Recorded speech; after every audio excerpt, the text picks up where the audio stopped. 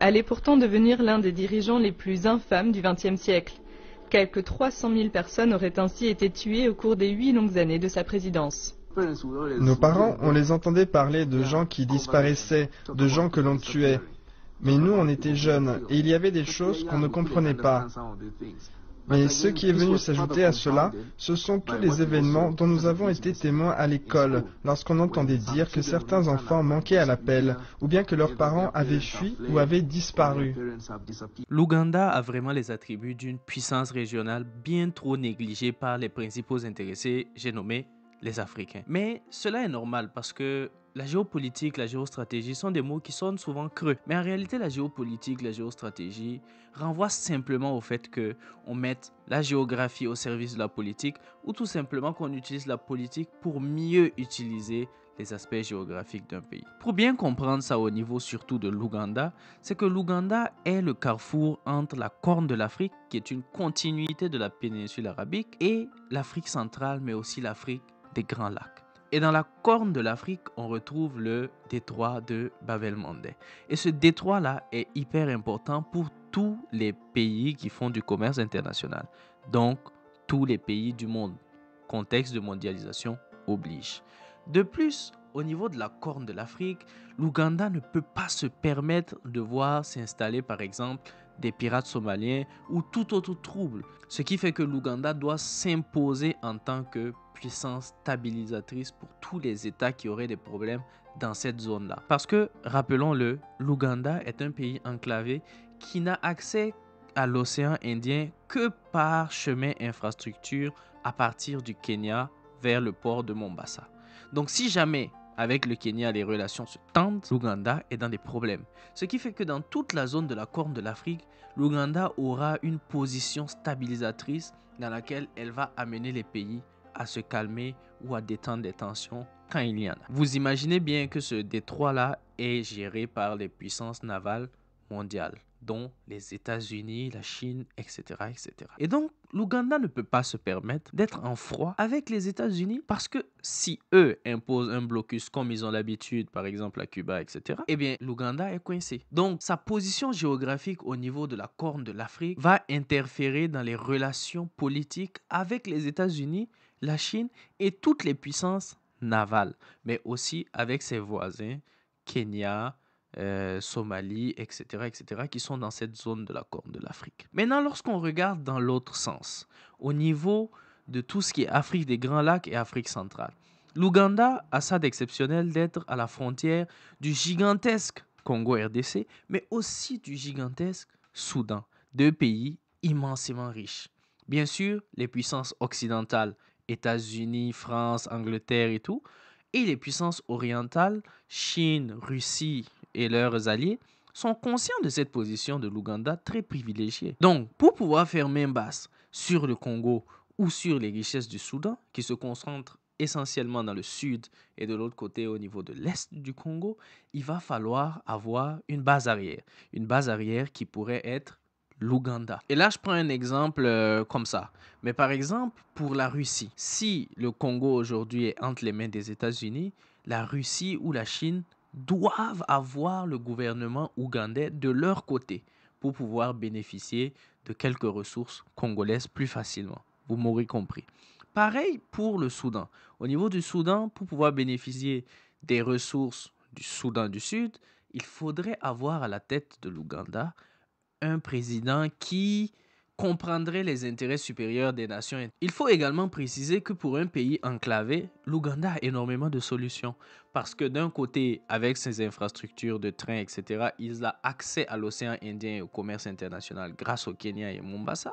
Mais en passant par le Congo, grâce au réseau fluvial vraiment important de toute la zone de l'Afrique des Grands Lacs, il a également accès à l'océan Atlantique. Donc pour un pays enclavé, c'est un pays qui a énormément de solutions. N'oublions pas de dire que l'Ouganda en lui-même détient énormément de richesses naturelles dans son sous-sol, par exemple du pétrole, mais beaucoup aussi de sols fertiles qui seraient dus certainement à la présence du lac Victoria, mais aussi du lac Albert. Et donc l'Ouganda, quand on prend du recul, c'est un pays qui peut faire la différence à la fois dans la Corne de l'Afrique, en Afrique centrale et en Afrique des Grands Lacs. C'est un pays qui économiquement ne devrait pas avoir de problème, et c'est une puissance armée parce que soutenue par des partenaires militaires, disons ça comme ça. Mais qu'est-ce qui fait donc qu'aujourd'hui, l'Ouganda n'arrive pas à tenir le rôle qu'on attend d'elle finalement dans cette Afrique? Pourquoi l'Ouganda n'arrive pas à devenir une locomotive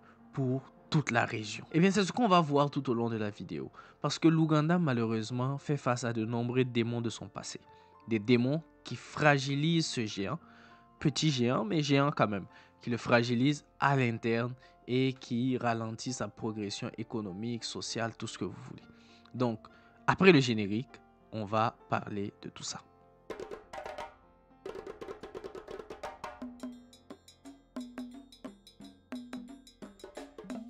Pour bien comprendre la quantité de sang versé par les Ougandais, il va falloir remonter dans le temps. Dans le temps où l'Ouganda n'était pas l'Ouganda qu'on connaît, mais un ensemble de royaumes et d'empires qui fonctionnaient plus ou moins bien, un peu comme partout en Afrique. En fait, à ce moment-là, il y avait un empire, l'empire Bunyoro, qui avait un vassal, le royaume Baganda. Et le royaume du Baganda voulait se départir de l'empire régi par la dynastie Bito. Et au moment où l'Empire faisait des transactions commerciales avec les Arabes, parce que ça marchait assez bien, on est dans un Ouganda où les sols sont très fertiles, donc on a aussi le lac Albert, le lac Victoria, on a vraiment une économie qui prospère. Et les Arabes arrivent pour faire du commerce avec cet empire-là. Le royaume du Baganda va saisir l'opportunité pour se départir de l'empire. Et les Arabes vont accepter de financer le royaume du Baganda pour sortir de l'emprise de l'empire Bunyoro. Et donc les Bagandais vont recevoir des armes, de l'argent, et les Arabes vont couper les routes commerciales entre eux et le Bunyoro. Et donc, ça va faire que le Baganda va vraiment gagner en puissance. Mais de l'autre côté, c'est pas ça qui va permettre au Baganda de gagner la guerre contre le Bunyoro. En réalité, le Bunyoro va s'autodétruire à cause de luttes de succession, des choses comme ça, vous connaissez la chanson. Et donc, le Baganda va prendre le dessus. Sauf qu'il y a une chose importante à comprendre. Lorsque les Arabes sont arrivés, ils ont fait du commerce, ils ont aidé le Baganda à prendre le pouvoir, etc. Et bien, les Arabes qui se sentaient très à l'aise vont commencer à islamiser la zone. Et donc, on a d'abord une première fracture qui va arriver dans la zone de l'Ouganda. Retenez bien ces fractures qui rentrent petit à petit là, parce que c'est important. On a une première fracture qui rentre parce qu'on a les religions traditionnelles, la spiritualité africaine, qui va faire face maintenant à la religion musulmane. La première rencontre avec les vrais envahisseurs arrive autour de 1869, quand une invasion provenant du Soudan du Sud des Anglo-Égyptiens va venir pour attaquer le Kabaka. Le Kabaka, qui est donc le roi du Baganda, le nouveau royaume vraiment puissant de la zone, va réussir à les tenir en échec et ils vont repartir. Sauf que plusieurs années plus tard, on a les missionnaires qui vont arriver avec leurs explorateurs en passant par le Kenya pour récupérer la zone. Vous connaissez l'histoire de la colonisation, je ne vais pas aller dans les détails. Mais en gros, quand ils vont arriver, ils vont vraiment s'imposer dans la zone et puis essayer de tisser des liens avec le Kabaka, etc. et christianiser la région. Le problème, ou du moins la particularité aussi en Ouganda, c'est que quand les missionnaires vont arriver, on aura d'un côté les catholiques et d'un côté les protestants qui vont vraiment se mener une lutte farouche pour évangéliser chacun à sa façon les populations de la zone. Et comme je vous l'avais dit il y a quelques secondes, les musulmans étaient déjà passés par là. Donc on avait déjà une fissure entre les traditionalistes et les nouveaux musulmans. Et maintenant, on a des catholiques et des protestants qui vont venir aussi mettre ça là-dessus. Donc là, on a une nouvelle fracture parce qu'on va imposer les religions aux gens. On ne vient pas et puis on leur propose si oui ou non. On va imposer ça aux gens. Donc, on a des protestants, des catholiques qui ne s'aiment pas, on a des musulmans, on a des traditionalistes. Vous voyez déjà le tableau initial. Saoulé un peu par tout ça, par toutes ces histoires un peu ubuesques qu'ils ne maîtrisent pas trop là, ils se sont dit, écoutez, on va s'unir et puis on va chasser, on va renvoyer l'envahisseur d'où il vient. Donc, tous les peuples de cette zone-là vont s'unir pour chasser les Britanniques. Les Britanniques qui ne s'en sortent pas vont faire venir des soldats de leur colonie d'Inde. Et ça, c'est important, retenez-le pour la suite. Lorsque les Indiens vont arriver, ils vont mater la révolte dans le sang, massacrer les populations, les Britanniques, ça va vraiment être un carnage. Et à la suite de ça, les Britanniques vont décider qu'il est temps de mettre en place une stratégie vraiment sournoise, mais qui a déjà fait ses preuves dans plusieurs pays, aussi bien en Afrique qu'ailleurs, diviser pour mieux régner. Et donc, les Britanniques vont se rapprocher des Bagandais en leur disant, écoutez, vous, quand on est arrivé, vous étiez plus structurés, vous étiez plus beaux, vous étiez plus riches, vous nous ressemblez beaucoup, vous savez. Donc, si vous voulez, rejoignez-nous, rejoignez l'administration. On va s'entendre parce que vous et nous, on est pareils. Les autres, là, c'est des petites choses. Bon, on va les utiliser un petit peu. Voilà, c'est rentré ici, c'est sorti là-bas. Et donc, les Britanniques vont mettre la pression au Baganda pour que ce soit le Baganda qui opprime les autres peuples pour eux. Parce que lorsque le Baganda entre dans l'administration, vous vous doutez bien qu'à chaque fois qu'il faut faire des choses mauvaises aux autres populations, on envoie un Bagandais. Parce que c'est très important que les autres populations sachent que c'est le Baganda qui traite avec l'ennemi pour nous opprimer, nous, les autres peuples. Donc, ça va créer une nouvelle fracture supplémentaire. On avait les protestants, les catholiques, les musulmans, les traditionalistes. Maintenant, on a les Bagandais et le reste. Quand je dis le reste, c'est pour dire que selon eux, le Baganda, c'est l'ennemi. Eux, ils sont opprimés tous ensemble là-bas. Donc, vous comprenez un peu ce que je veux dire. Maintenant que les Britanniques ont maté toutes les rébellions et que c'est devenu assez calme, le protectorat est mis en place. L'Ouganda existe en tant que Ouganda dans des frontières un peu floues pour l'instant. Il faut pouvoir exploiter cet Ouganda-là. Parce que c'est un Ouganda riche, ok. C'est un véritable grenier pour toute la zone. Il y a beaucoup de cultures vivrières, etc. Mais comment on fait pour envoyer ça en Angleterre, en Grande-Bretagne? Eh bien, il faut un chemin de fer pour aller de l'Ouganda jusqu'à la mer, pour prendre les bateaux, pour y aller. Et donc, ils vont décider de la construction d'un chemin de fer allant de Kampala jusqu'à Mombasa, au Kenya. Et pour ce faire, vu que les populations ougandaises restaient, même si c'était devenu un peu calme, elles étaient toujours très révoltées et n'acceptaient pas les travaux forcés. Ils vont donc repartir dans leur colonie d'Inde et faire venir 40 000 Indiens sur le sol ougandais pour la construction de ce chemin de fer. Comme je vous disais, on avait déjà un peuple qui fonctionnait bien. On est venu, on l'a découpé entre chrétiens, protestants, chrétiens, catholiques, musulmans. On les a découpés aussi au niveau des ethnies. Bon, les Bagandais, c'est comme ci, les autres, c'est comme ça. Maintenant, on vient rajouter des Indiens qui n'ont aucun respect pour les Noirs parce que vous savez, les Indiens ont toujours vécu dans une société de caste. Et donc, lorsque les Indiens arrivent, pour eux, le colon blanc est supérieur à tout le monde. Eux, ils sont ensuite. Et après ça, il y a les Bagandais et puis bon, tout le reste qui sont juste de la main-d'œuvre bonne à utiliser.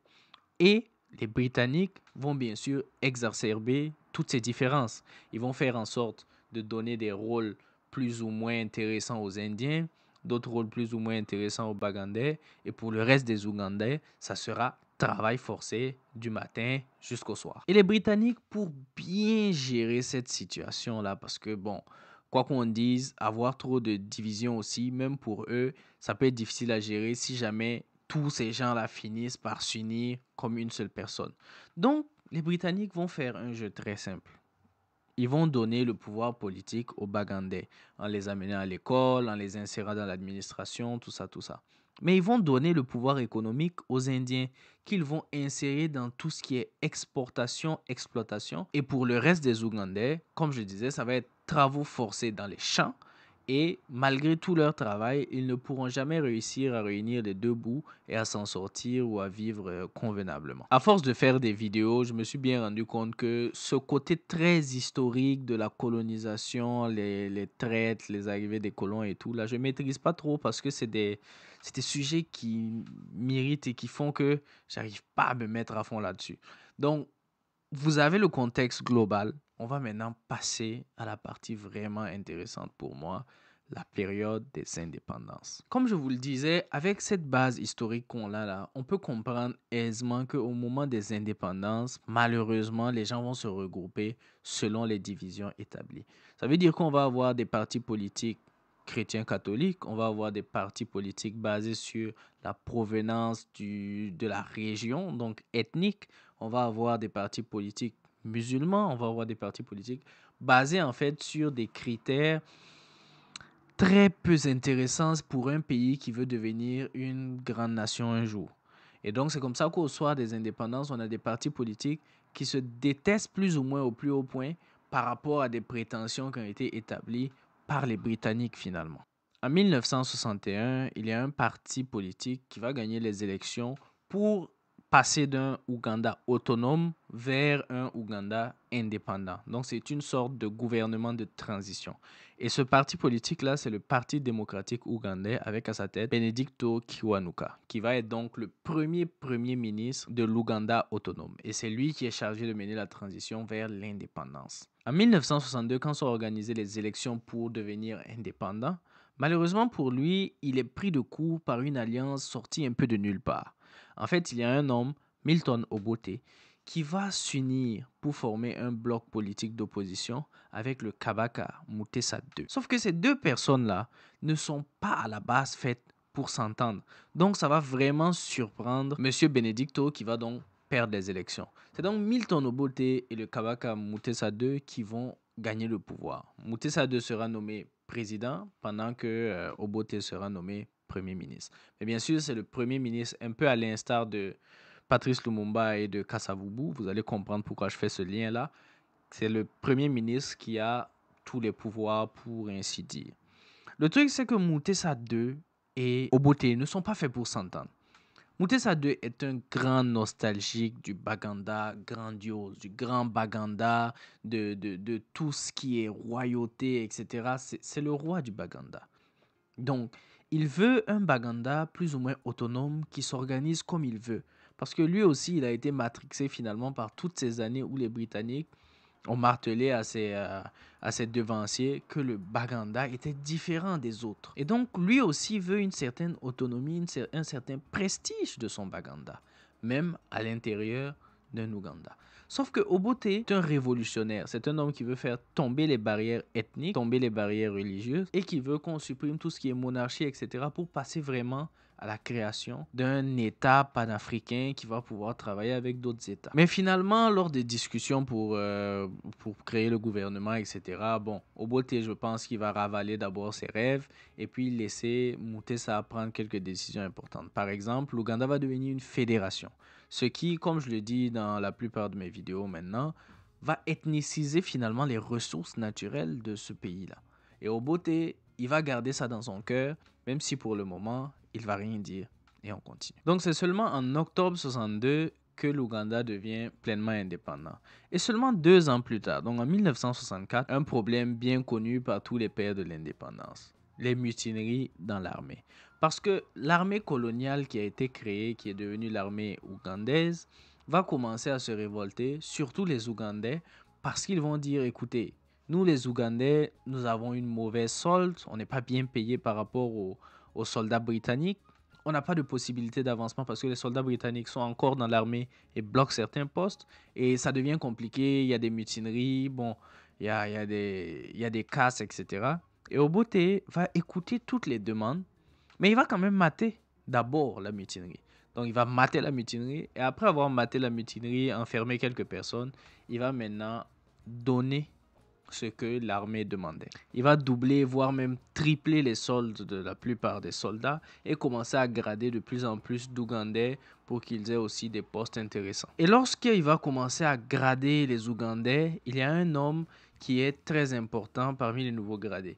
Lui, il sera nommé commandant adjoint de l'armée ougandaise, c'est Idi Amin Dada. Un colosse de 1,95 m pour plus de 100 kg, qui a déjà fait ses armes auprès de l'armée britannique coloniale lorsqu'il était amené à mater des rébellions au Kenya, mais aussi en Ouganda. Vous allez comprendre ce que je vais dire un peu plus tard. Lorsqu'il va devenir commandant adjoint de l'armée, Amin Dada va décider, avec la bénédiction bien sûr de Obote, d'agrandir l'armée. Ils vont donc commencer à recruter intensément. Sauf qu'au moment où les Britanniques étaient encore sur le territoire colonial de l'Ouganda, le pouvoir politique appartenait aux Bagandais qui sont dans le sud du pays. Donc les Britanniques vont s'atteler vraiment à former l'élite politique dans le sud du pays. L'élite économique étant indienne, le nord du pays va être gravement délaissé. Bien sûr, on va utiliser les habitants du nord parce que très robustes physiquement, comme personnel dans les champs, comme vraiment pour les travaux compliqués et l'armée. Et donc, Amin Dada fait partie avec Obote de ces populations opprimées par le sud, donc le nord opprimé par le sud et délaissé par la couronne britannique. Et donc, quand eux ils prennent le pouvoir, ils vont décider d'agrandir l'armée, ils vont aller chercher leurs soldats dans le nord. Sauf que ce que Obote ne sait pas, c'est que même si Amin Dada suit ses ordres et va recruter les soldats dans le nord, il prend le soin d'aller recruter la majorité des soldats dans le nord, mais dans sa région natale, parce que on ne sait jamais. Moutessa II, qui ne voit pas d'un très bon œil l'arrivée de ces quelques 5500 hommes nordiques dans son armée, parce que je le rappelle encore une fois, Moutessa, il est nostalgique d'un grand Boganda et il veut un Baganda vraiment solide. Donc, il lutte âprement vraiment pour que peut-être même le Baganda puisse se retirer de l'Ouganda et devenir un pays à part entière. Sauf que ces idées indépendantistes-là, Obote n'apprécie pas du tout. Donc, quand l'armée s'agrandit et prend une tournure vraiment de gens du Nord, Moutessa, il commence à prendre peur et ça va tendre les relations entre lui et Obote. Et il y a un problème qui va venir tendre encore plus les relations entre les deux parce qu'il y a un député qui est dit, en tout cas ce député-là, il est dit proche de Moutessa. Maintenant, est-ce que c'est pour ça qu'il va faire ce qu'il a fait ou pas? Ça, je ne suis pas sûr et je ne pourrais pas le dire catégoriquement. Mais ce qui est sûr, c'est que ce député-là va porter plainte contre Obote et contre Amin Dada pour avoir détourné de l'argent, de l'or provenant du Congo, etc., etc. En tout cas, des malversations qu'un premier ministre ne devrait pas faire avec un chef de l'armée. Bien sûr, Moutessa va profiter de ça pour lancer une enquête sur les deux et Obote va vraiment mettre des bâtons dans les roues de l'enquête. Au fil du temps, Moutessa va perdre patience et demander à ce que Amin Dada soit arrêté. Sauf que Obote va s'opposer à ça et seulement quelques temps plus tard, il sera renversé. C'est donc comme ça que le 16 avril 1966, donc seulement 4 ans après leur grandiose alliance, Moutessa se fait renverser par Obote. Et le duo Amin Dada-Obote va être un duo vraiment difficile à vivre pour les Ougandais. Dès son arrivée au pouvoir, Obote va décider de centraliser tous les pouvoirs, donc le fédéralisme ougandais, c'est fini. Et il va décider d'instaurer le parti unique. Parce que pour lui, le parti unique est finalement la seule manière de lutter contre les discriminations ethniques, les divisions religieuses, etc., etc. Il veut vraiment que les Ougandais soient un peuple uni. Le problème, c'est que tous les opposants de Obote, tous ceux qui vont dire que sa vision n'est peut-être pas la meilleure, vont se faire réprimer dans le sang. Donc Amin Dada va être envoyé pour réprimer toute tentative de déstabilisation, toute tentative d'opposition. En tout cas, les gens vont se faire massacrer, il y en a qui vont fuir, les intellectuels vont vraiment fuir le pays, les opposants aussi vont commencer à se taire et le règne vraiment du silence va commencer à prendre de l'ampleur en Ouganda. Mais Obote et Amin Dada ne vont pas s'arrêter aux réprimandes et tout. Ils vont se lancer aussi dans des raquettes. On a la communauté indienne, par exemple, qui va vraiment être martyrisée, vu que, comme je le disais, ils détiennent quand même l'économie. Ils vont se faire vraiment martyriser. Les Ougandais vont se faire assassiner par dizaines et personne ne dit rien. Quand je dis personne ne dit rien, c'est parce que les États-Unis, les Britanniques et Israël sont sur le territoire ougandais, voient tout ce qui se passe, mais personne ne dit rien. En fait, ils ne sont pas obligés de dire quelque chose. Ce n'est pas leur pays, il n'y a pas de problème. Mais vous le savez bien, quand quelqu'un fait l'affaire des Occidentaux et que ces Occidentaux-là sont là et qu'ils voient tout ce que ces gens-là font, ils ne parlent pas. À partir du moment où ces gens-là ne vont plus faire leur affaire, devinez quoi? Ils vont devenir des assassins et des choses comme ça. Donc je veux que vous reteniez que au moment de l'histoire où nous sommes là, Obote et Amin Dada ont déjà commis beaucoup de meurtres sur le sol ougandais. Les Israéliens, les Britanniques et les Américains sont sur le terrain.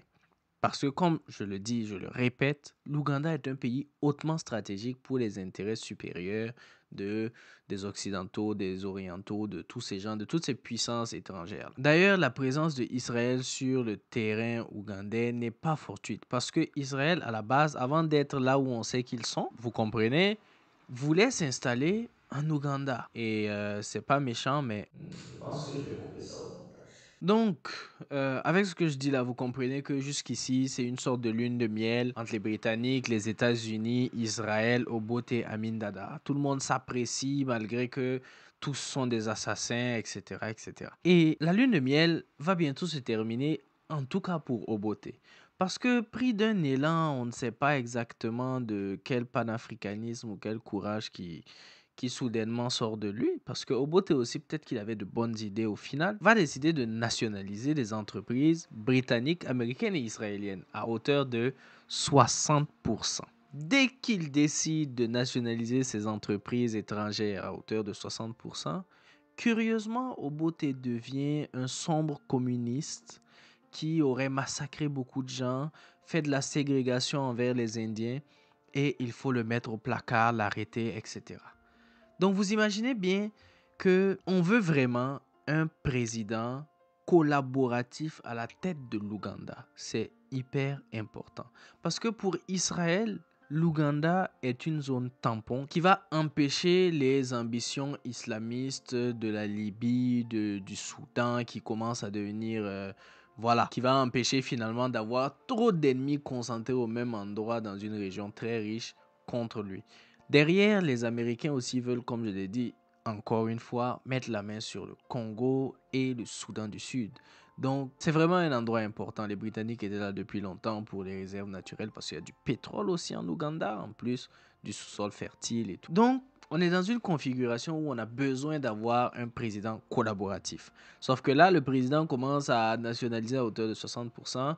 Bon, c'est un criminel, il faut le mettre au placard, il faut l'enlever de la présidence, comme par hasard. Les yeux des Occidentaux vont se poser sur Amin Dada pour remplacer Obote. Amin Dada, qui avait déjà fait ses preuves dans l'armée britannique coloniale en tant que grand criminel de guerre, assassin qui suit les ordres tels qu'on les donne, quitte à assassiner des centaines, voire des milliers de personnes, à raser des villages, tout ça.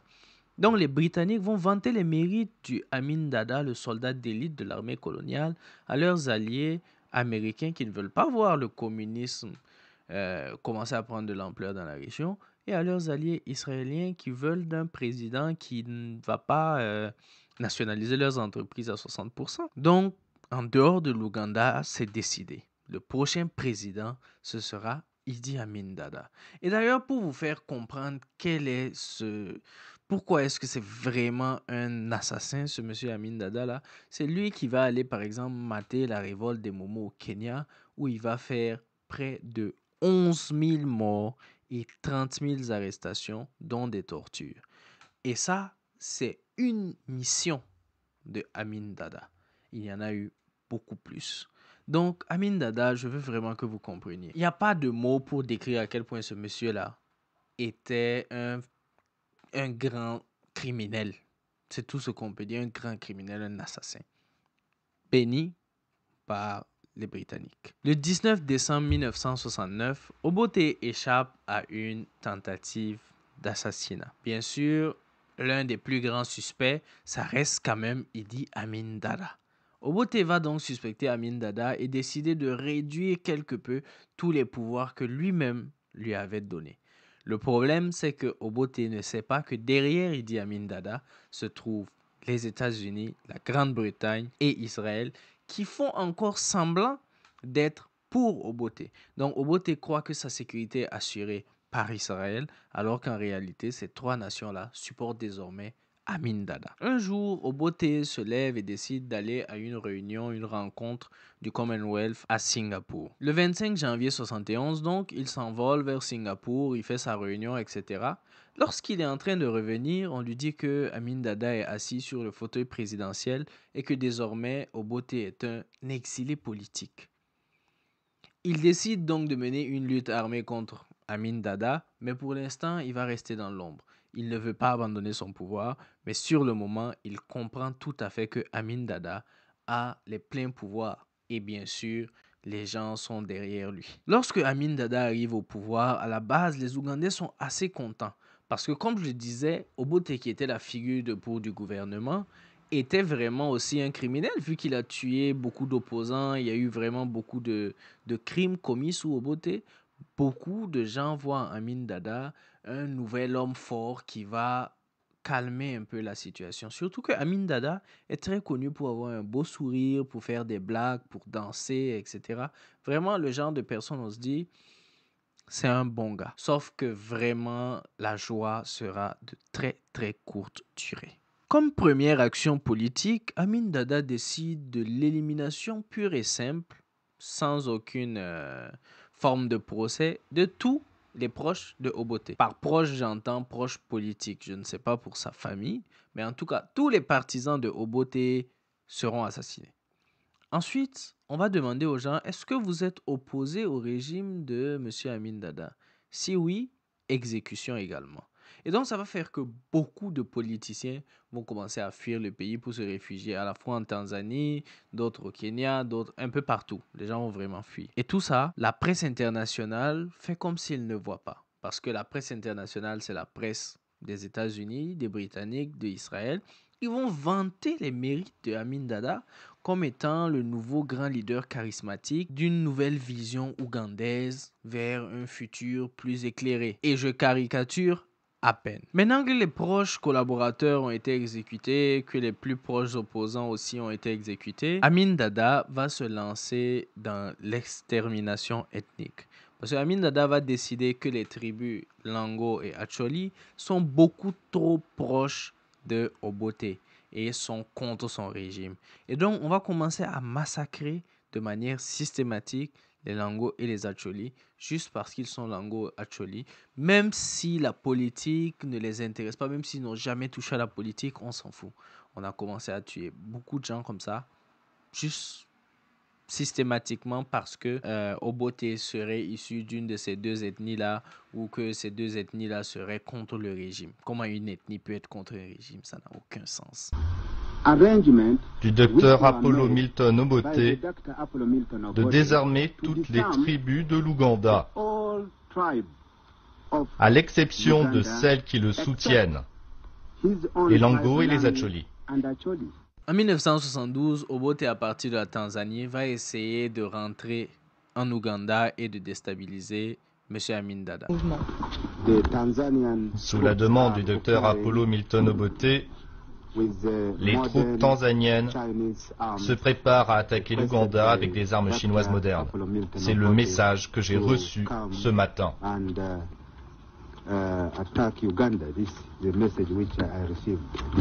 Bien sûr, c'est un échec parce que le Idi Amin, il est soutenu quand même par 3 grosses puissances dans le renseignement mondial. Donc, on règle tout de suite la crise. Et bien sûr, en représailles, les tribus Lango et Acholi vont encore trinquer parce qu'ils seront doublement massacrés en disant qu'ils ont été des collaborateurs de Obote ou aidé Obote à venir sur le sol ougandais. En plus, si vous vous rappelez bien, j'avais parlé du premier ministre de l'Ouganda, M. Benedicto, que Obote avait auparavant fait arrêter, torturer, etc. Et Amin Dada va venir terminer le travail parce que lorsqu'Amin Dada va commencer à faire ses exactions et tout, M. Benedicto, qui était magistrat, juge, je ne sais plus trop, va commencer à émettre des réserves par rapport au régime, donc il se fera tout simplement assassiner. Je ne vais pas rentrer dans tous les détails de tout ce qu'il a fait, mais Amin Dada va vraiment faire couler beaucoup de sang sur le sol ougandais. Par contre, il y a une chose quand même que j'aimerais analyser froidement, qui n'est pas liée à tout ce qu'il y a de mort des Ougandais, mais c'est le cas des Indiens expulsés. Parce que j'ai lu beaucoup de revues de presse qui disaient que Amin Dada était un idiot, un président simplet, un imbécile qui ne savait pas ce qu'il faisait et qu'il a expulsé du jour au lendemain 60 000 personnes purement parce que c'était des Indiens et que sous l'ère Amin Dada, les Indiens étaient stigmatisés, etc. D'abord, les Indiens étaient stigmatisés bien avant que Amin Dada ne devienne président. Et ça, la presse internationale le savait, mais se taisait parce que Amin Dada était encore dans la lune de miel, Obote était encore dans la lune de miel, etc. Donc, quand on va commencer à traiter Amin Dada d'idiot, de simplet et tout, ça, c'est au moment où Amin Dada va arrêter de faire l'affaire de ceux qui l'ont amené au pouvoir. Mais revenons au cas des Indiens, là, par exemple, et analysons cette situation froidement. Je vous ai dit que les Indiens étaient arrivés par 2 vagues. Initialement, les premières colonies, au moment où les Britanniques ont commencé à mater les rébellions, ils ont fait venir des soldats de l'Inde. Et croyez-moi, ce n'était pas que des soldats britanniques. Ils ne vont pas mettre que des Britanniques en première ligne, alors qu'ils ont des Indiens. Et ensuite, la deuxième vague, lors de la mise en place du chemin de fer, et je vous ai bien dit que les Indiens vont considérer les Ougandais comme des sous-hommes qu'il faut exploiter. Aujourd'hui, les Ougandais pouvaient payer quelque chose à $1 et demain, ça devenait $10. Les Indiens faisaient tout ce qu'ils voulaient dans le pays économiquement parce que c'était leur chasse gardée. Donc, les Indiens n'ont jamais essayé de s'intégrer dans la communauté ougandaise. Les Indiennes étaient interdites de mariage aux Ougandais, alors que les Indiens considéraient les Ougandaises comme rien du tout, en fait. Donc, tout ce climat-là va faire en sorte que entre les Indiens et les Ougandais, déjà, il y avait un problème. Les Ougandais n'aimaient pas les Indiens parce que les Indiens ne les respectaient pas et les avaient jamais considérés comme un peuple frère, ami. Les considéraient juste comme de la marchandise ou quelque chose à utiliser. Et donc, il y a déjà tous ces précédents-là. Ensuite, il faut savoir qu'au moment des indépendances, au moment où les Britanniques quittaient aussi le territoire ougandais, les Indiens ont décidé de prendre la nationalité britannique et pas ougandaise. Ça, il n'y a pas de problème, ils font comme ils veulent. Sauf que après avoir pris la nationalité britannique, la majorité d'entre eux envoyaient tous leurs profits hors de l'Ouganda, ce qui ne pouvait pas permettre aux Ougandais qui dépensaient, qui n'arrivaient pas à joindre les deux bouts de s'en sortir parce que toute l'économie ressortait du pays, alors qu'on pillait les ressources du pays pour envoyer tous les bénéfices ailleurs. Donc tout ça réuni va faire que Amin Dada va sortir un jour et dire, écoutez, vous êtes 80 000 personnes, vous êtes tous britanniques et ougandais, mais les Ougandais, on ne profite pas de votre présence. Donc choisissez. C'est ou bien la couronne britannique ou bien l'Ouganda. Et on leur a donné un ultimatum. Soit vous choisissez l'Ouganda, auquel cas vous êtes Ougandais, on vous considère comme des Ougandais. Et voilà, on se mélange, on vit ensemble, on se bat pour que le pays avance. Ou bien vous êtes britannique, vous envoyez tous vos sous en Grande-Bretagne et donc allez vivre là-bas. Et donc comme ça, il va donner l'ultimatum.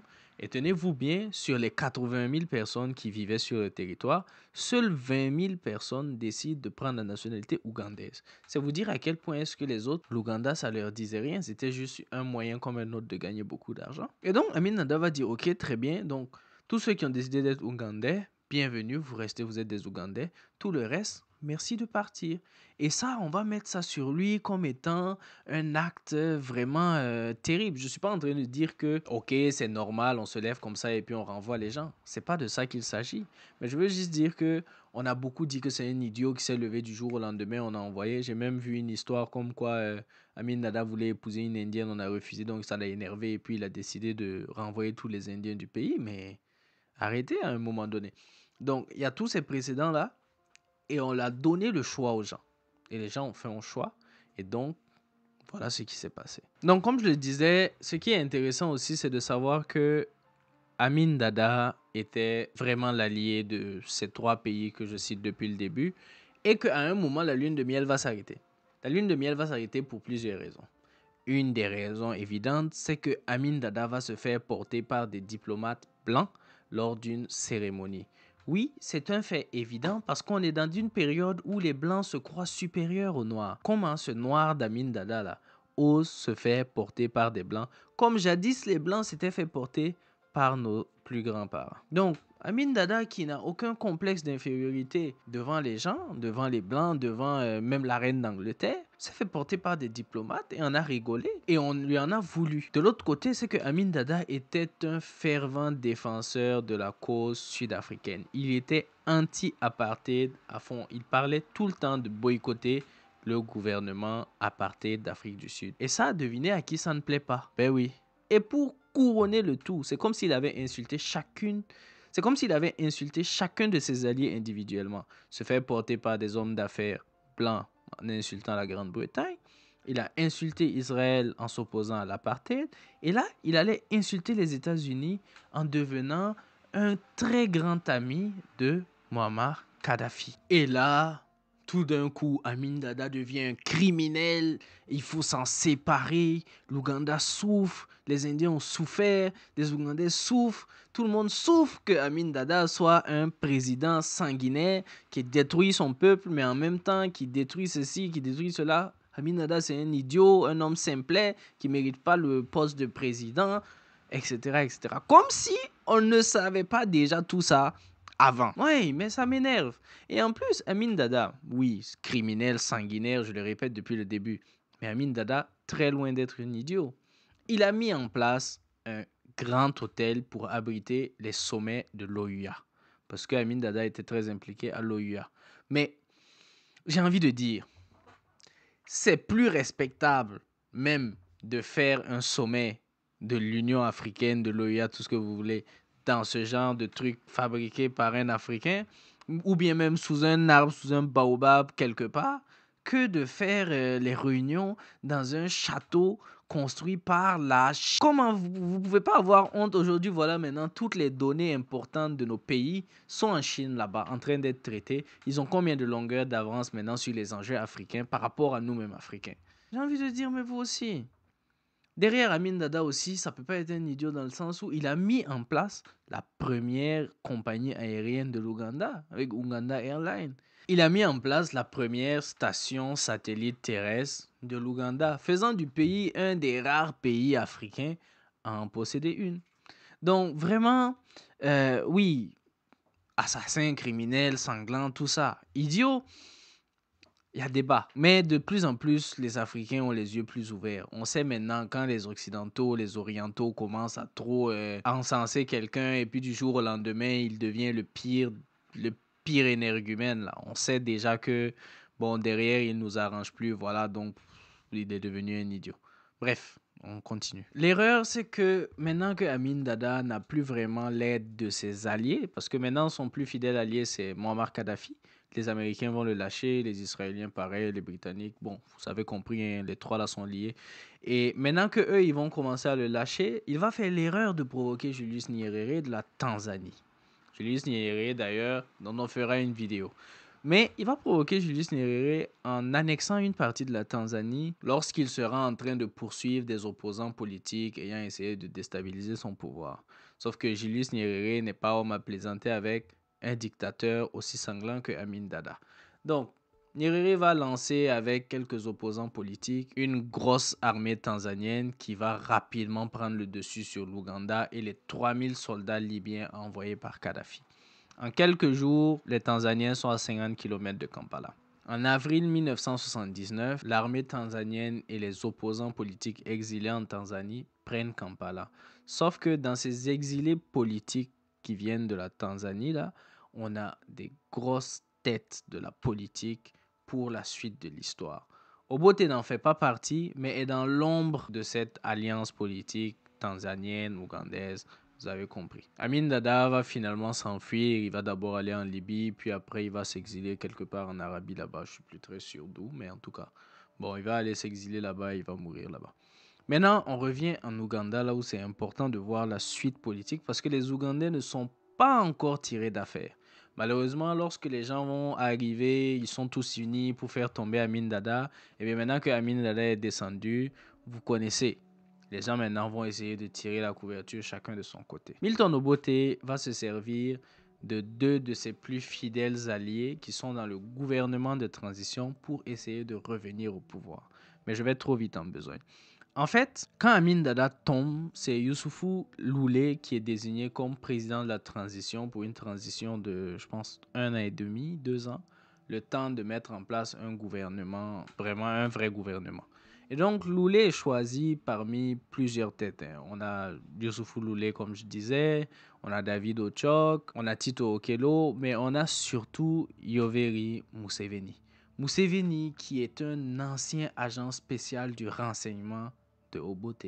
Donc, il connaît bien le monsieur Obote et il n'a pas intégré Obote au gouvernement de transition. Le truc, c'est que Obote a deux fidèles, cependant, dans le groupe qui va diriger la transition.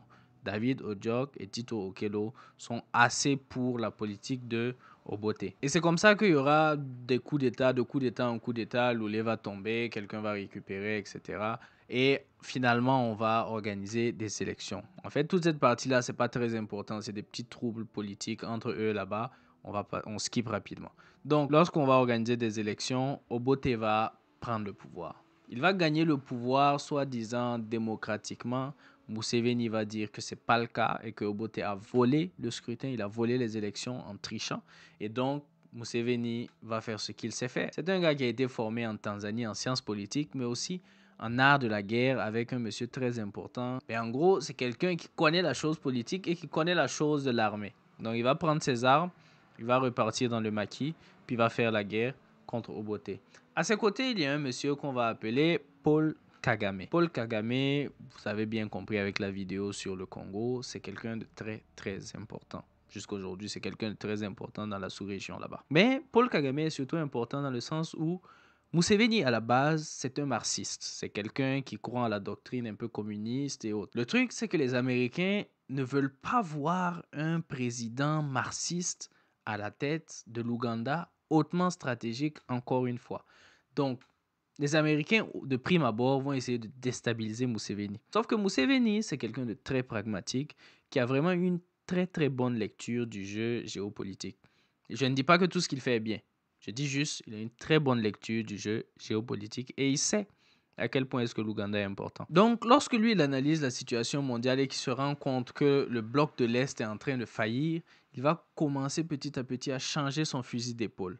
Et avec son allié major Paul Kagame, ils vont finalement réussir à créer des liens avec les États-Unis. Et donc, de fil en aiguille, il va finir par balayer l'armée de Obote et par prendre Kampala. En fait, le truc le plus risible dans cette histoire, c'est que finalement, l'armée de Obote va s'auto-saboter comme à l'époque, l'Empire Bunyoro s'était auto-saboté pour des querelles de succession. C'est également la même chose qui va arriver avec Obote, qui va vraiment avoir des problèmes à l'interne dans son armée à cause de problèmes ethniques, de problèmes de pouvoir, etc.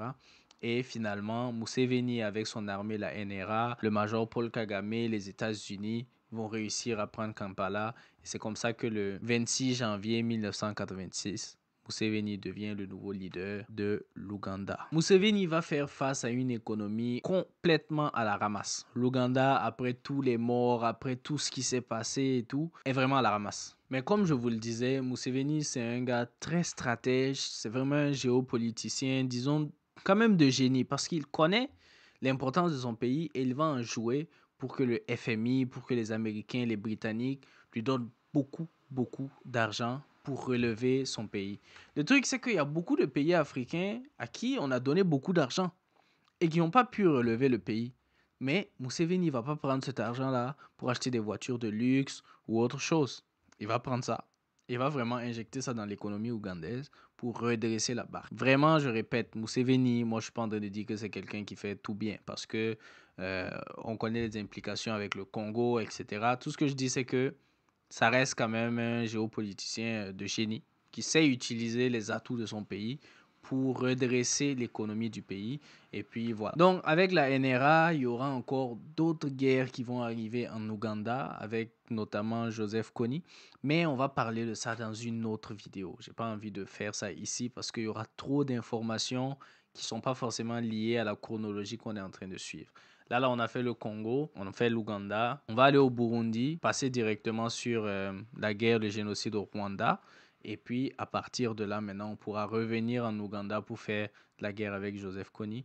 Et puis, au fur et à mesure, on verra ce qu'on fait. Bon, dans tous les cas, cette vidéo-là, le plus important, en tout cas, ce que je veux que vous reteniez, c'est que les Ougandais, aujourd'hui, arrivent à se relever d'une grosse période sanglante pour eux.